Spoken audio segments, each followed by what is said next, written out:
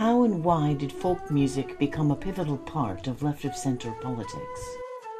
Folk music is what the name suggests, music of the people.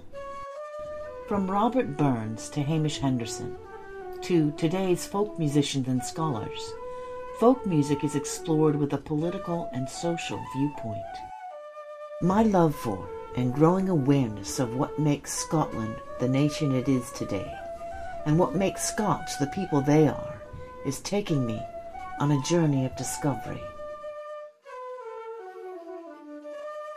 Robert Burns was born in Alloway, 2 miles south of Ayr, in a small farmer's cottage. As an adult, he farmed and wrote poetry, spending some time in Edinburgh, where he enjoyed quite a bit of fame. So the background to Sick a Parcel of Rogues. Burns was enigmatic in many ways, wasn't he? He was fascinated by humanity, I think, basically. He was an internationalist. Was he a nationalist? I think there's been some interesting debate recently. Well, when Burns wrote Sick a Parcel of Rogues, the nation, some of the background to it was his contempt for the ruling elite in Scotland at the time of the Union of Parliaments. The parcel of rogues he mentions, I think, refer to the ruling elite of Scotland rather than anybody from abroad. We were bought and sold for English gold is one of the famous lines from it, and the Scottish nobles who were in charge at the time were bribed to sign on the dotted line to make the Act of Union take place.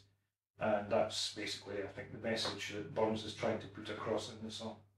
Personally, I think he probably would have voted yes, because he didn't ever seem to say no to anything in his life.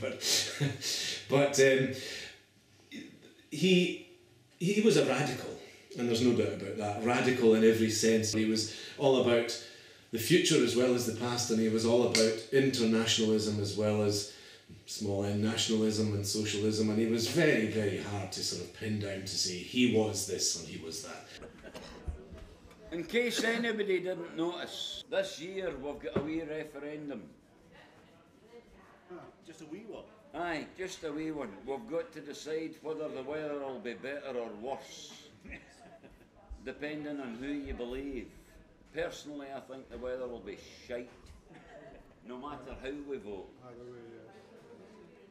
But once upon a time, the same question arose and the people didn't have the vote. It was the landowners, the rich, that made the decision. As it always is. Farewell to our Scottish fame. Farewell our ancient glory. Farewell into the Scottish name, sae famed in martial story. Now sarkrins o'er the Solway sand, and Tweed runs to the ocean.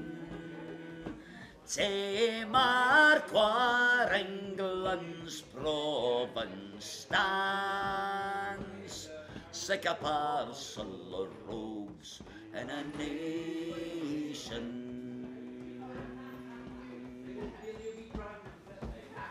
What force or guile could no subdue, through many warlike ages,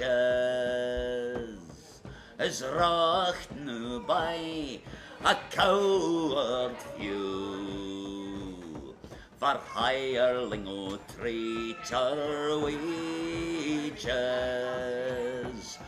The English still we could hide as disdain, secure in Valor station.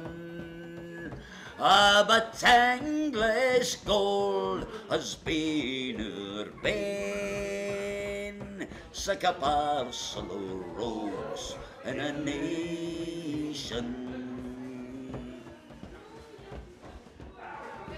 Oh, that I had seen a day that treason thus would sell us.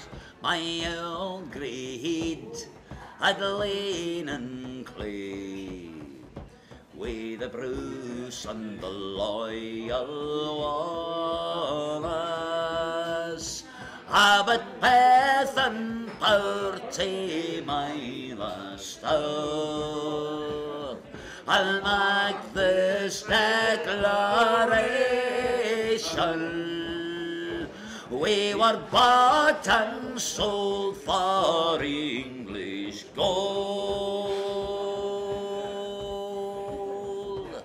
Sick a parcel of rogues in a nation, sick a parcel of rogues.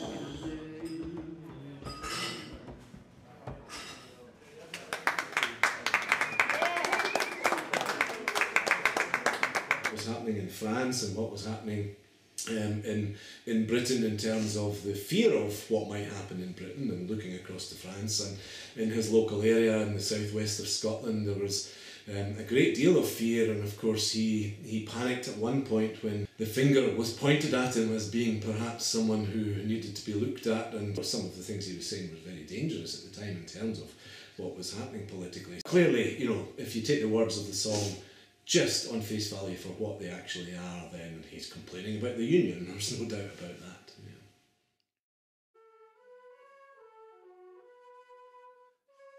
After my discussion with Dr. West and Neil Palmer, and listening to Alan Hunter, it was time to visit the university's library to see what I could learn about Burns's work, both as a composer and as a cataloguer of music.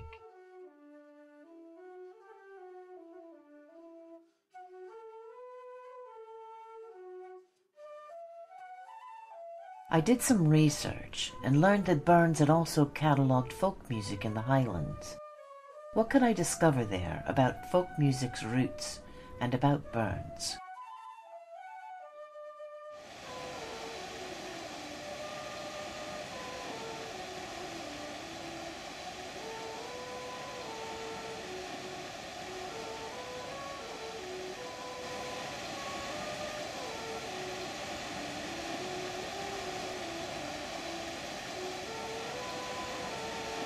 I met with Fiona Jane Mackenzie, a Scots Gaelic singer and composer, at Culloden Battlefield.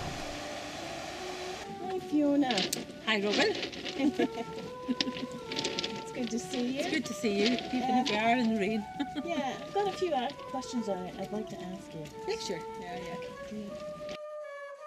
As far as Robert Burns is concerned, I think Robert Burns is obviously one of Scotland's best known poets. I obviously come from the Gaelic tradition, and most people think that Robert Burns had no connection whatsoever with the Gaelic culture, but actually his work was heavily influenced by the Gaelic culture.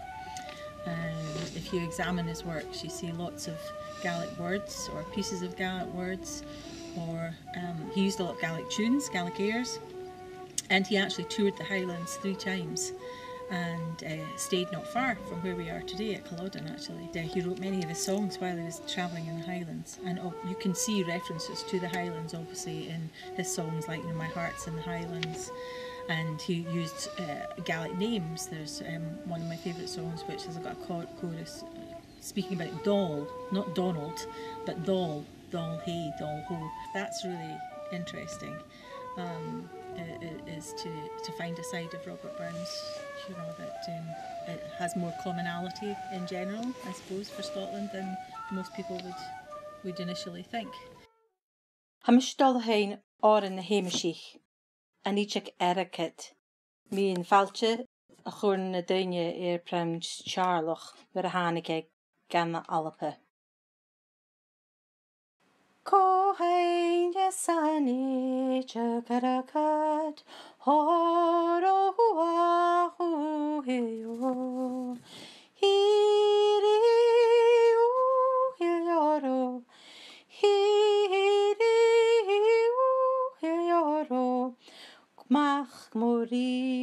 친구 할아버 호로와 후일요 히리요 힐여로 히리요 힐여로 막모리야 친구 할아버 호로와 후일요 히리요 힐여로 히리요 힐여로 Charloch ognan garam humialoch horohua huilio hirio hilioro hirio hilioro garam humialoch na tri crown racket horohua huilio hirio hilioro hirio hilioro ko chanig nach scheinen hini horo hua huilio hirio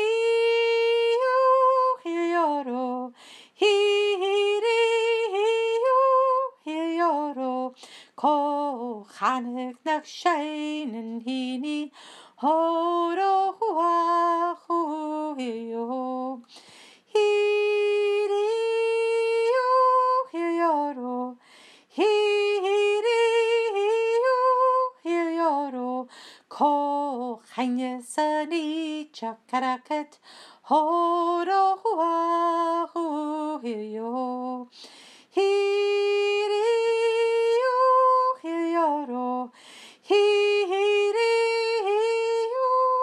hilioro. Alan, which song of Burns do you feel is most politically relevant today? Scots Wahey, which is an overtly political song. I mean, Robert Burns wrote the words to the tune of the old French pipe tune, Aye Tootie Tatty. And this goes back to when there were Scots in Joan of Arc's army. It's be Scottish, stand up for yourselves, or don't claim to be Scottish. The choice is yours. And the words in the song, if you're a coward or a traitor or whatever, you can run away, you can go. But if you're one of us, stand and do the job. That is overtly political. And I think Scotland's striving for independence now is overtly political. There is nothing remotely ethnic or racist about it. But political, oh yes, very much so.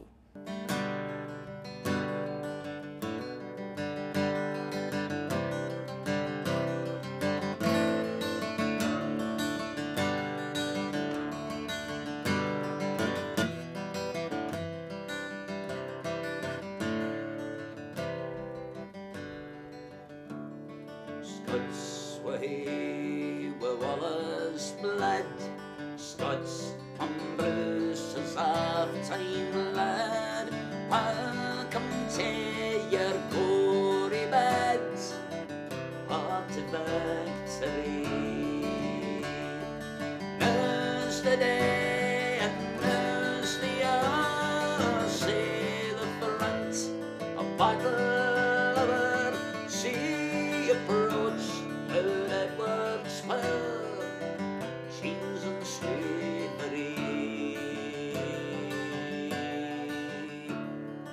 What would be a traitor knave? What would fill a coward's grave? Was a base as be a slave? Let him turn and flee. For Scotland's king and law, freedom's arm and strongly, free man stand or free man fall. Let him follow me.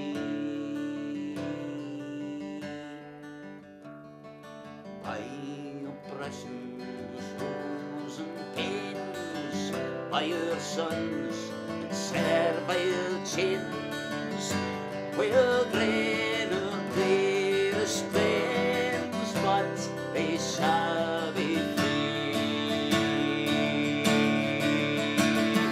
Lay the brilliance upper law, tyrants far, and every foe, liberty, and every blow, let us do thee.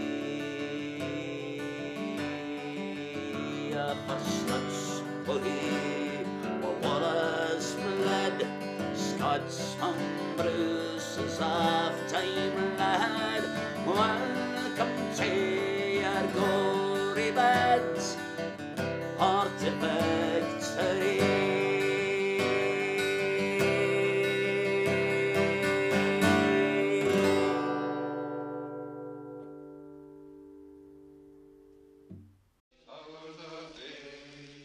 But there's ne'er nor a rock wind blowing through the great. I wondered then about the connection between Burns and another Scottish literary figure, Hamish Henderson. Rottens, all the rogues that gang gallows fresh and gay. As I read more on Henderson, I realized that my selection of Henderson as the other poet-songwriter was a good choice, and that Henderson's upbringing, as with Burns, also prepared him for his role as poet and songwriter. Henderson's interest in Scottish oral tradition had its root in his childhood, as did Burns's. No wee wains, they petite and clapped, man the ships sailing the Burnie long. Hamish Henderson, I think, was one of the most important cultural figures, certainly of the 20th century. I had the pleasure of knowing him personally. He taught me here in the School of Scottish Studies for 4 years. Briefly, when I started to work here in the 90s, he was still an honorary fellow, he still had an office here, so I got to know him quite well. And I often ask myself that question, who was he, or who is he in terms of his lasting influence? And I think he was a massive figure. He was a massive figure in so many different respects. Not only did he write Rocksamond and the D-Day Dodgers and Freedom Kamali, of course, and other poems and songs. Not only did he go out into the field for years and collect from people all over Scotland to find all the different strains of traditional culture that were still alive.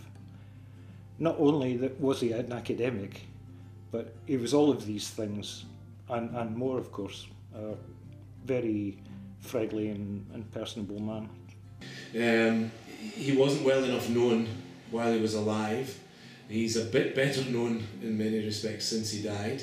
He was an immense figure who had a vision, and I think that's the key thing about Hamish. He didn't just react to what was happening at any given point in time. He had a vision. It was a cultural vision with heavy doses of politics involved in it. And he had a vision of a future Scotland. In some respects, it's a vision that has never yet been realised. It was a vision that was based on looking forward based on the roots of the past. It's not so much that he was, let's say, the best poet of the 20th century, or that he did the most collecting. It's the fact that he did all of these things that makes Hamish such an important figure within working class culture, if you want to put it that way, in 20th century Scotland. So he was part of a continuum, right from Burns and before Burns, all the way through the 19th century and into the 20th century. I think that's one thing that's probably set Scotland apart from some other parts of Europe, is the continual passing on from each generation of the idea of collecting and understanding our own culture. And Hamish was a massive figure within that, but he was part of that continuum. But undoubtedly, I personally see similarities between him and Burns. I think there's no doubt about that.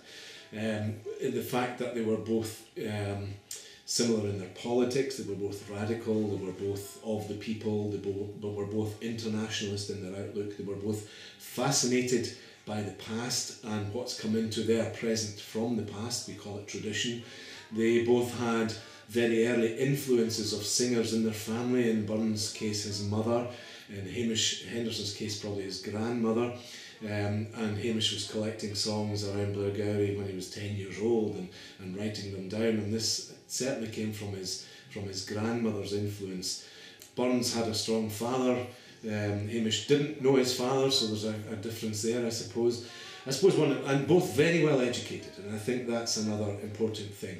That Burns, although he played on this sort of ploughman poet and set himself up as the sort of man of the people, which he was, of course, he was much more educated than his peers, and most, and his father saw to that, of course. With Hamish, it was his mother when they moved down to the south of England, and sadly she died early on, and he was sent to a very expensive school, Dulwich College, and then going to Cambridge. So clearly they were men of different times. Hamish had that upbringing, and therefore he was open to the politics that was ongoing, I suppose the very left-wing politics of Cambridge at that time as well. So clear differences, but many similarities as well, I think. And the fact that they were both poets, we shouldn't forget that. Hamish wasn't just a collector, he was a creator, and a highly imaginative creator of songs and poems. But in his own way, I think, and of his own time, a very Burnsian figure in some ways,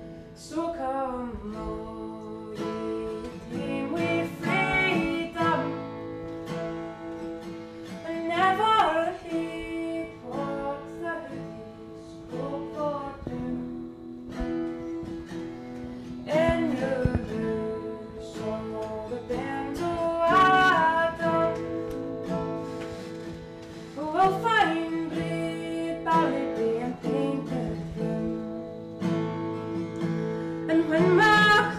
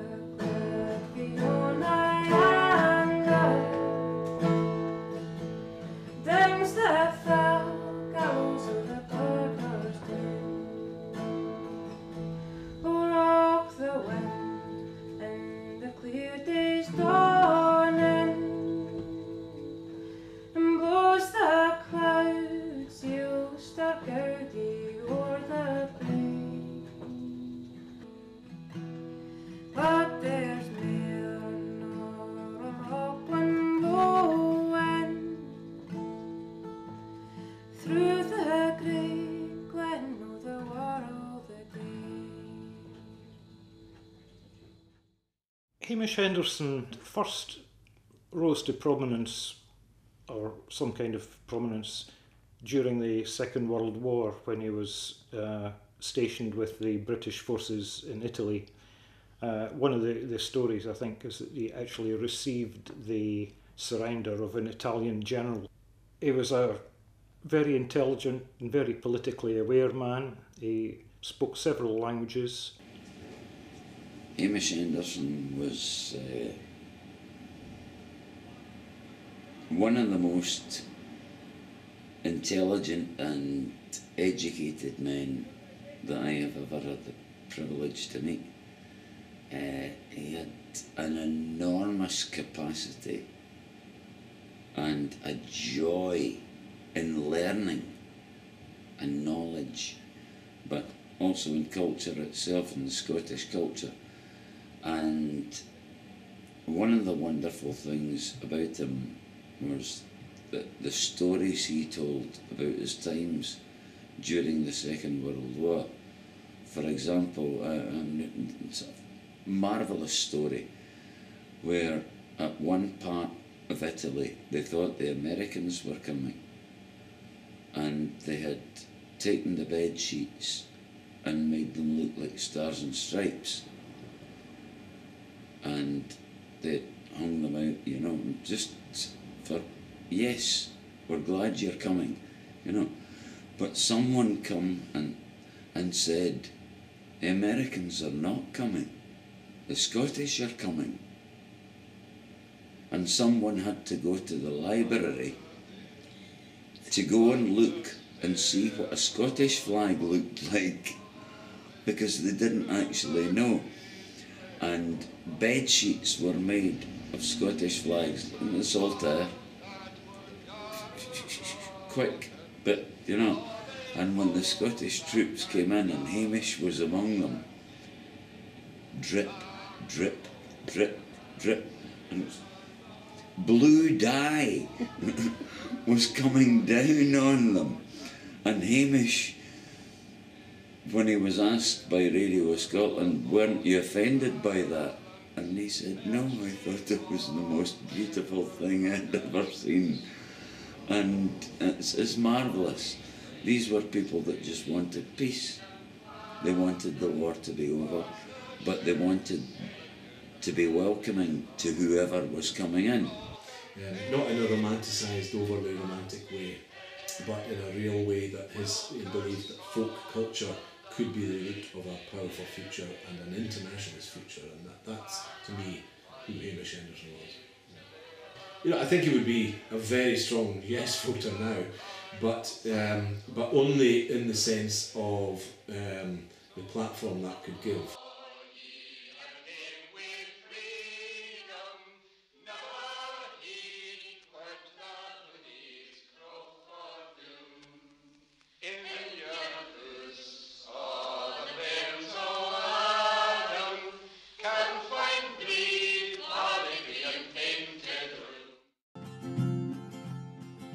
And so I sat and thought about Burns and Henderson, about what motivated them to be political songwriters. I determined that it was their love of humanity, as well as their love for Scotland, that drove their ideas and creations. I surmised that this love of humanity and of their homeland spurred on many of today's folk musicians as well. In Prestonpans, I sat down with Sean Paul Newman, a native of Newcastle, who has chosen to make his home in Scotland. I asked him what he believed drove folk music to be left of centre politically. I guess folk music has been just a reflection of the working life of the working man and the communities, you know, in which that came out of. If that people view that as, you know, left wing or left to centre, if you look at the different classes, it's not reflecting the life of the upper classes. You know, or the upper middle classes. In December, it's then that our land will be free. I wander her hills and her valleys, and still through my sorrow I see a land that has never known freedom, and only her rivers run free,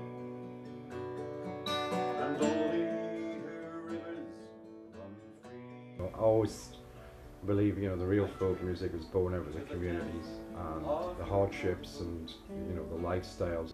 Those men who would rather have died than to live in the cold chains of bondage, to bring back their rights were denied.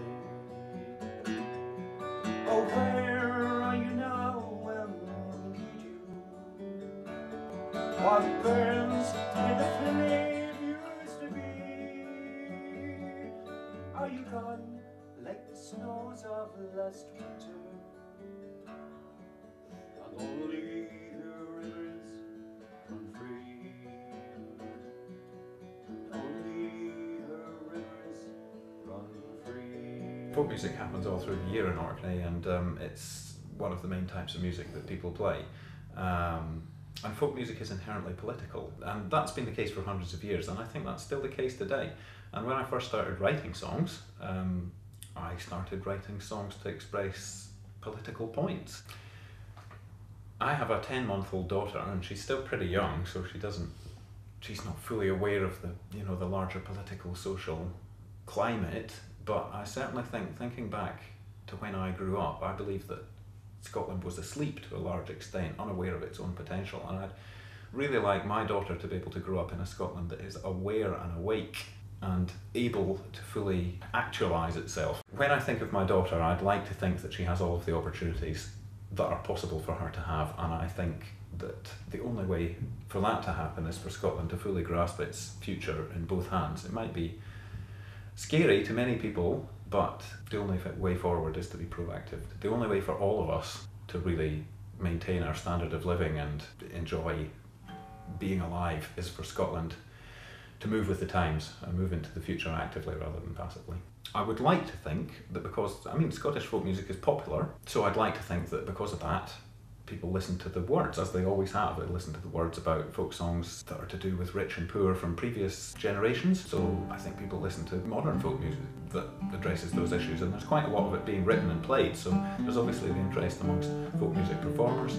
Presumably interest is there amongst folk music audiences as well. A piper on Princess Street plays for the tourists who throw him their coins in reply. His Roberts and tartans, a proud battered remnant of a Scotland that's long since gone by. One day our wee country will again be a nation, belong to Scotland, and in Scotland I'll bide, and I'll wait for that day with anticipation. They've taken our freedom, but they'll no take our pride.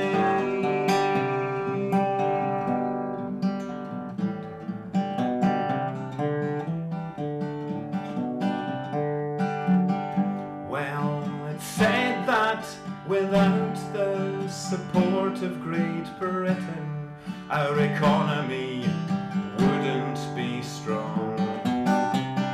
But we've yet to be given a chance we deserve to prove that that theory is wrong. One day our wee country will again be a nation. I belong to Scotland, and in Scotland I'll bide, and I'll wait for that day with anticipation. They've taken our freedom, but they'll no take our pride.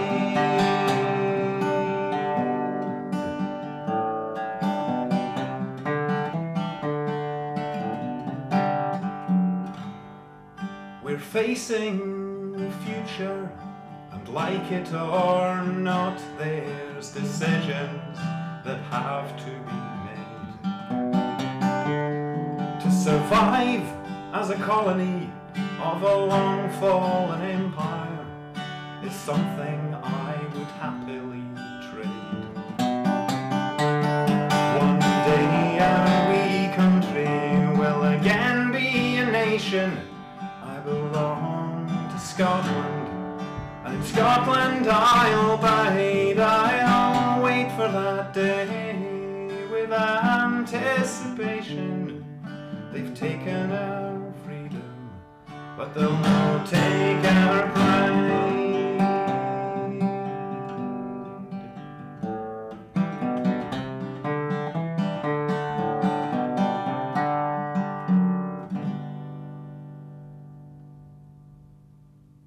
Kieran, can you address folk music and left-of-centre politics? I think it leans towards the political left because I think there's a number of reasons towards it. It grew out of the folk revival of the 60s, which was a time of kind of trade unions and working class movement. I also think that the fact that folk music is played in public spaces a lot more than popular music would be. Folk music is, we're the audience and we're part of the audience as well as being musicians. So I think that kind of adds to a kind of flavour of community and stuff, which leads it to be left. More substance than structure. I think that's right. I mean, I think the people surrounding it and the content of the music both had an influence. I have always had feelings of patriotism since living in England. Patriotism as opposed to nationalism. Because I was raised with a Scottish father, listening to Scottish folk music, listening to songs like Flower of Scotland and, you know, Macpherson's Rant and the Locktay Boat Song and all my favourite Corrie songs. I think having been in the atmosphere and having the people that are willing to discuss it up here, in the context of folk songs, in the context of the country, in the context of Europe, in the context of the actual argument that needs to be had, I think that the being around the people in Edinburgh has influenced me to end up voting yes. Well, I chose that particular arrangement of Flower of Scotland because whenever I sing it in sessions, I'll always introduce it as, I'm going to sing this song, I'm going to sing it the way it was originally recorded. If you want to sing along, please do sing along, it's an amazing folk song, etc, etc. But if you can refrain from adding the bits that the football crowds have added, I'd really appreciate that.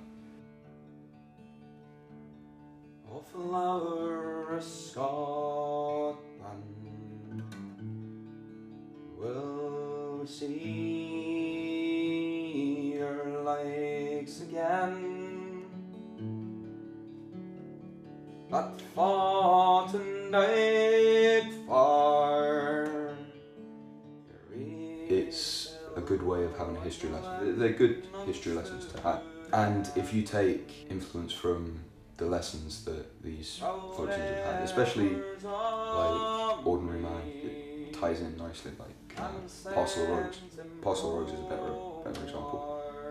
And I think if you take the raw emotion from those and then translate them into something that you feel, I think that's valid. I don't know if it ties into left of centre politics. I want it to be a love song for the country that I'm absolutely in love with. It's given me a hobby, a job, given me an education, a lovely home to go to, a lovely girlfriend. I think the atmosphere in Scotland at the moment is very anti-exclusion. It's very inclusive. I think that's why when Nigel Farage came up to Edinburgh, he got escorted out. It's because in Scotland we're so much more inclusive. We welcome a lot more than we exclude. And stood against him, proud Edward's army, and sent him homewards to think again.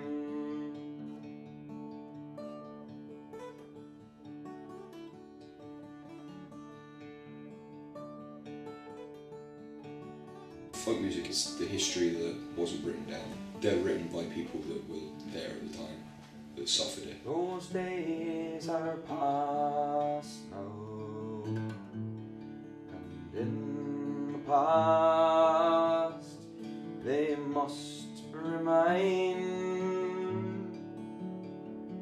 but we can still rise now and be the nation again that stood against him. Proud Edward's army and sent him homewards to think again of our Scotland. Will we see your legs again,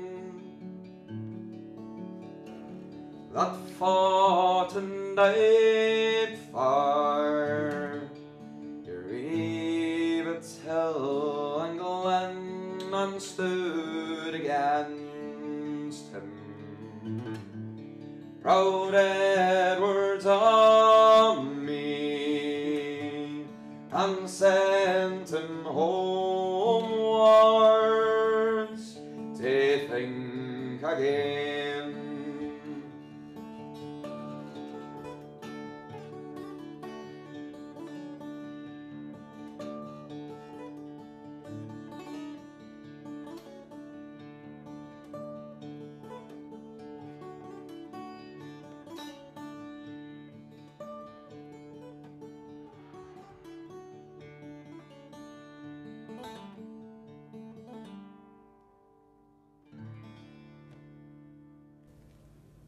Certainly my attitude to the Scottish nationalist question is very different from the kind of nationalism we see in some other places. I see it as being a very inclusive nationalism, a civic nationalism if you like, rather than an ethnic nationalism, because anybody who wants to come to Scotland and devote their life to living here, raising their family and so on, and helping the country to prosper is definitely welcome. There are too many other places where something dressed up as nationalism can be totally racist, xenophobic, what in academic circles we would describe as ethnocentric. In other words, totally focused within one ethnic group rather than being inclusive. What attracted you to folk music as a way of self-expression? Did it involve political thinking from the beginning, or did that develop as you got more involved? I loved it. I just loved it, and I knew it was the music of my people. It was traditional for us, and I wanted it, and I liked it. I enjoyed it. As far as politically is concerned, that didn't really register with me until I was much older. The reason that kicked in was at school we were being given English songs to sing.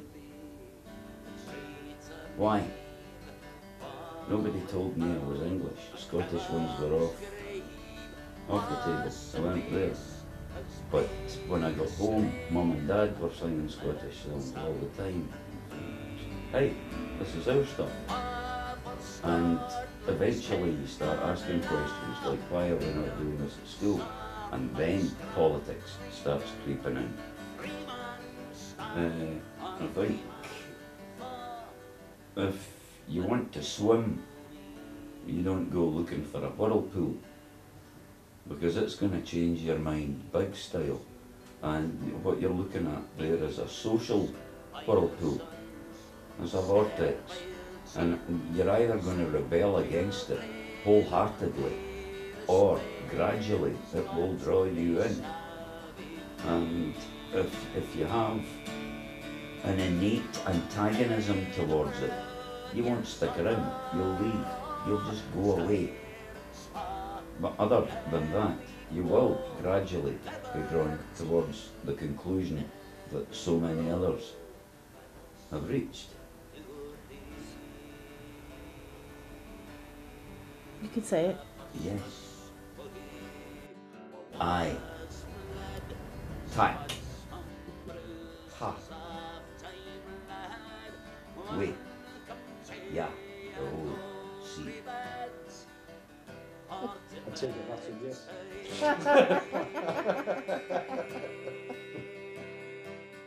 My discovery's end arrived at the conclusion that the independent spirit of all Scots, and of Scotland itself, is only typified by the tradition of its folk music, which lends its voice to the cry for autonomy.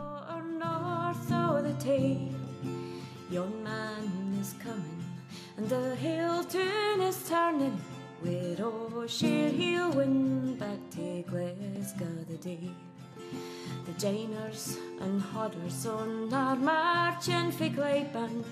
Come on now and hear him, he'll be our thrang to bide. Turn out, Joke and Jenny, leave your grands and your muckle gantries. Great John McLean's coming home to the Clyde. Argyle Street and London roads, the route that we're marching. The lads for the Broomy Law are here to you, man. Hey Neil, where's your hodrums? You big heel and chuchter, get your pipes and mate and march at the head o' the clan. Hello, Pat Malone, sure I knew you'd be here so. The red and the green pal will wear side by side. Gorbals is his the day, and Glasgow belongs to him. Great John McLean's coming home to the Clyde. Forward to Glasgow Green, we'll march and get order. Well grips the banner wheel, that boy isn't blade. Aye man, hey that's Johnny New, that's him there, the bonny factor. Lennon's his fear, lad and Leith his mate. Now great John McLean has come home to the Clyde. Yes, great John McLean has come home to the Clyde.